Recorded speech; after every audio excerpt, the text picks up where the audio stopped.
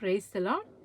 దేవుడు నాకు ఇచ్చిన ఇద్దరు బిడ్డలైన జాన్ ఐజాక్, జాన్ జోసెఫ్ వాళ్ళ స్కూల్లో సైన్స్ ఎగ్జిబిషన్ పెడితే నేను వెళ్ళడం జరిగింది. వాళ్ళ క్లాస్ టీచర్స్ నా దగ్గరికి వచ్చి, మేడం మీతో మాట్లాడాలి అన్నారు. ఏంటి మేడం అని నేను వాళ్ళని అడిగినప్పుడు, ఈ పిల్లలిద్దరికీ మేము క్లాస్లో ఒక క్వశ్చన్ వేసాము.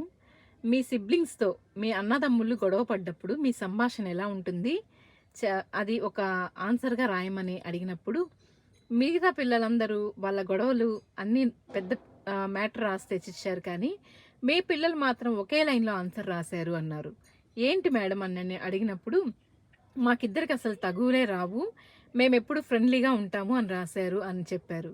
నిజంగా అది విన్నప్పుడు ఒక తల్లిగా నాకు చాలా సంతోషంగా వేసింది. అప్పుడే బైబిల్లో ఒక వాక్యం కూడా గుర్తొచ్చింది. సహోదరులు ఐక్యత కలిగి నివసించుట ఎంత మేలు, ఎంత మనోహరమని. ఈ విధంగా మనకున్న ఒకే ఒక జీవితం, చిన్న జీవితం. ఈ జీవితంలో కక్షలు, ద్వేషాలు పెట్టుకోకుండా అందరితో సమాధానం కలిగి ఉండుట ఎంత మేలో కదూ. God bless you.